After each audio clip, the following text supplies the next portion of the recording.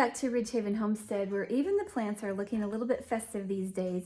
We are going through the cabin, adding a few more holiday touches. We, a couple weeks ago, did some Thanksgiving and Christmas, just a little bit, sprinklings here and there, and now we are going full out Christmas. We are putting up our tree and we don't go crazy with decorations, but we are adding a few Christmas touches and making our off-grid cabin a little bit more homey, a little bit more Christmassy. So come along. Welcome to Ridgehaven Homestead. From the mountains of Upper East Tennessee, we share snippets of our off-grid life, cabin build, and garden blessings. Pour yourself a cup of tea, sit back, and take a peek into our off-grid home and family.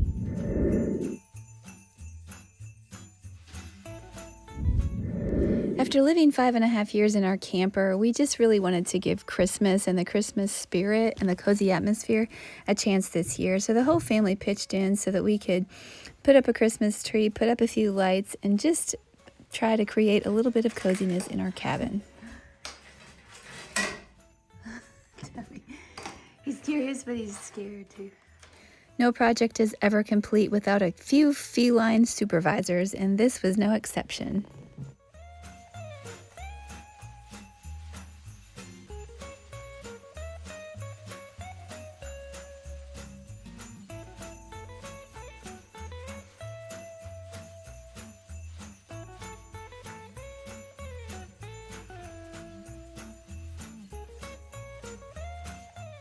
Let me first tell you about our Christmas tree. We were given some money from actually one of our sons from a project that he was paying us back from, and he gave us the exact amount needed to purchase this nice pretty tree. I did get it at the secondhand consignment store, but it was brand new, and so it took us a minute to really get all the lights working. Not that they weren't working, we just didn't know which ones to plug in where. But I really like it. It's pretty. It's like kind of got the soft needles and lots of lights, and so it's really adding a nice touch. And we're going to be decorating that today. You can see my mantle behind me that I showed you a couple weeks ago, and Andrew was working today decorating the railings with lights, and that looks really pretty.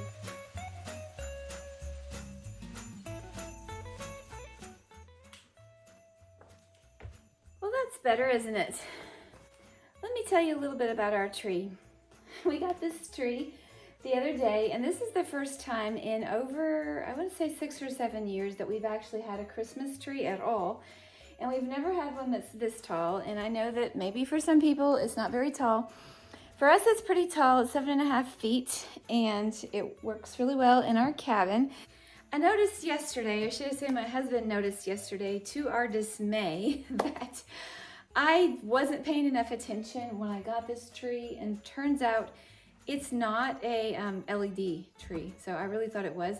And like, that's not a big deal. I actually like these kind of more warm lights. However, since we're off grid and since we're on solar and we really have to pay attention to all that, my husband was like, what is draining all the power? Where's all the energy going? And I'm like, I don't know. We had some lights on, but I'm gonna have to work on replacing my lights with LED lights. And so he was telling me that this tree alone was pulling 7 amps. And so that's just way too much, apparently. Like, I don't know. I just know that probably at the end of this season, this tree will be sold and I'll get one with pre-lit LED lights, or I'll just turn these regular lights off and restring it with LEDs.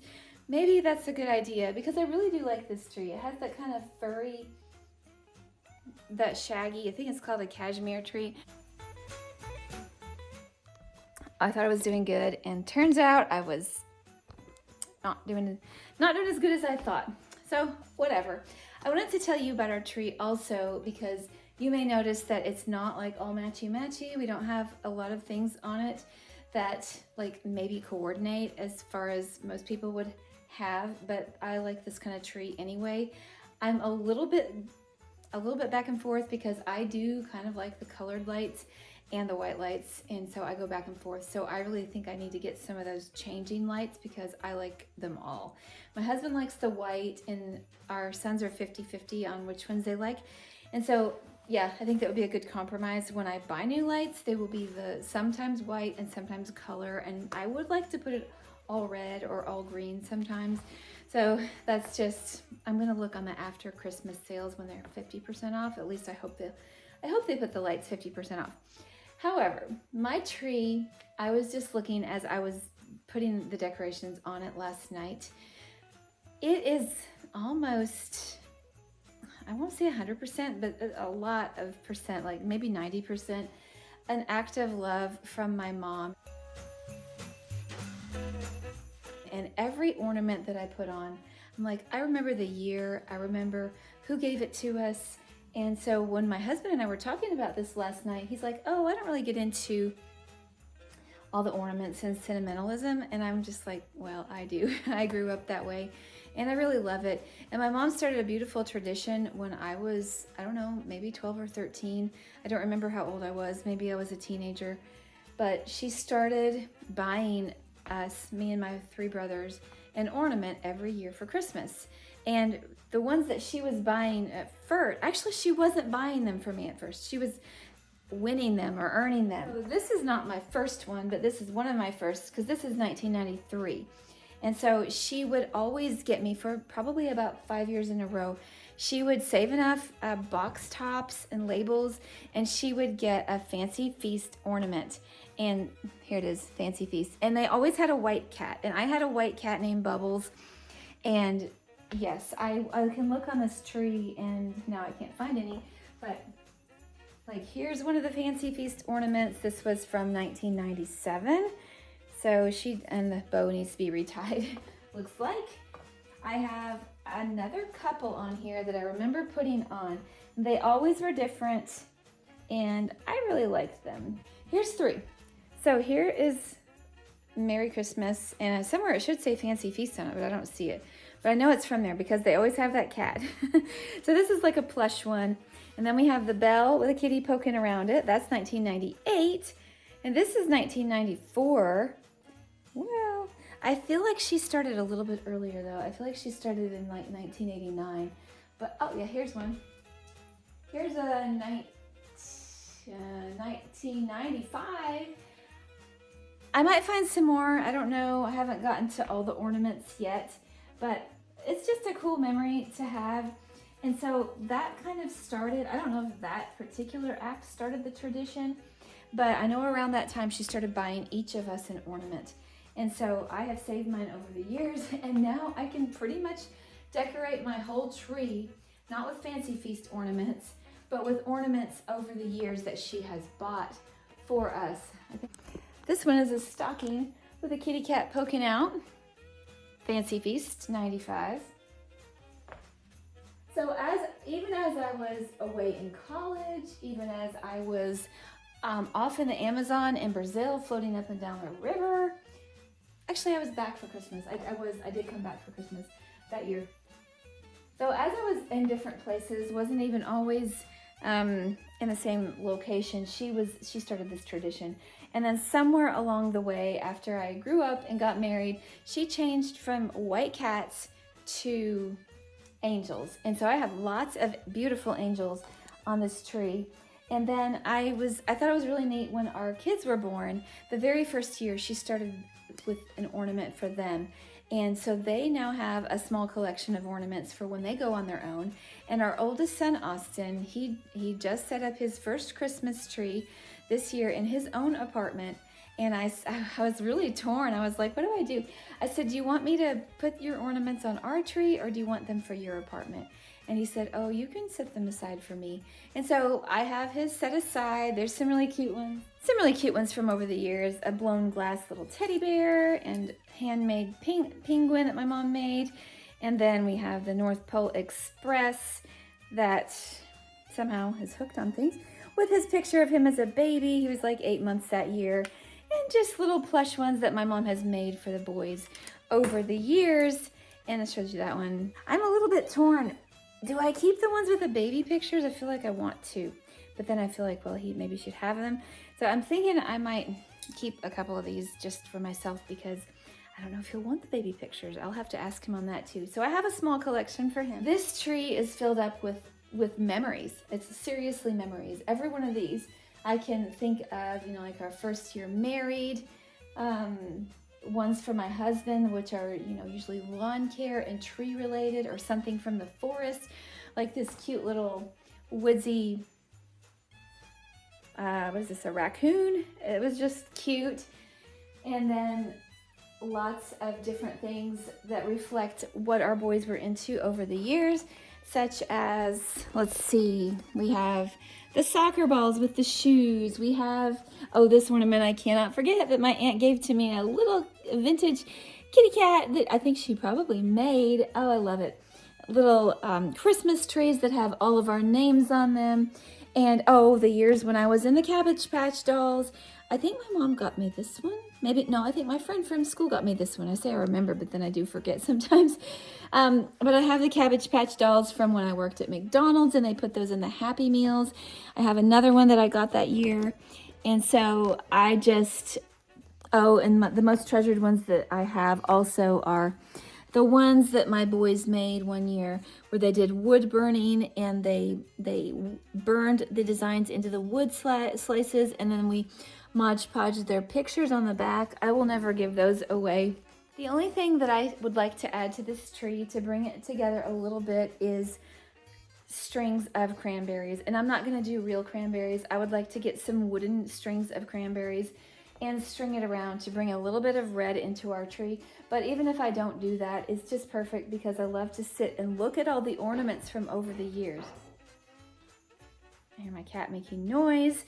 And I still have some ornaments to put up. This is my ornament from this year. It is actually a Precious Moments Christmas ornament, angel Precious Moments from my mom. And what a legacy that she has left. I was actually almost tearing up last night as I was putting these on here, because I was like, so many of these ornaments reflect her thoughtfulness and her thoughtfulness over the years of just trying to find things that matched our personalities and that fit what we were doing. And so I really appreciate that. It makes it so special to me.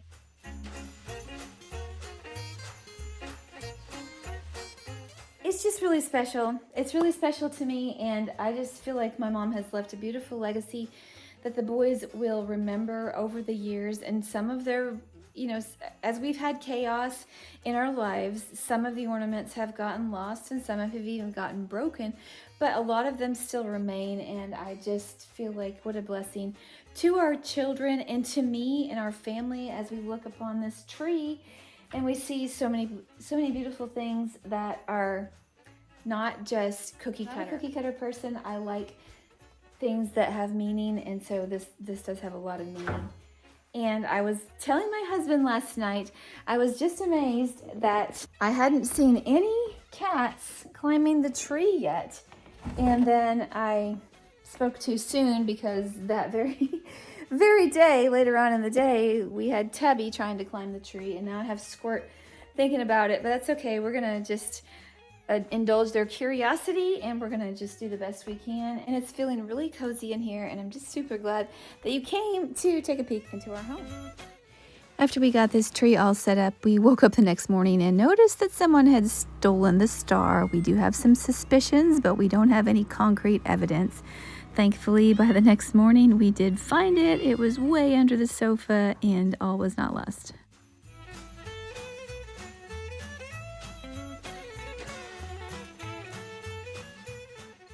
Also, with a little bit of hot glue and touch-up, most of the ornaments were restored to their original beauty. In unpacking the Christmas decorations, I was excited to find this little tin of hand cross-stitched ornaments from way years back. I cross-stitched many of these when I was in academy, and then this other one I was given to in 3rd grade, handmade by my teacher, and I will cherish it always. We also have a lizard from Cambodia or Kurdistan and some other handmade ornaments that the boys did when they were into beading.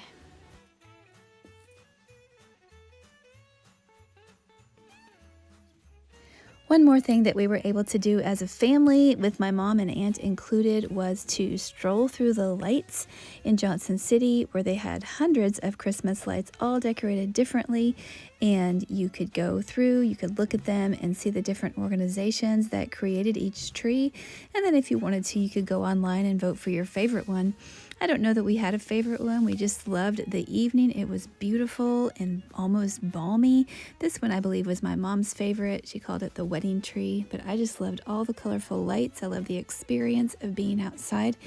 And it was just a great time to get into the Christmas spirit and spend a little time visiting with family and friends.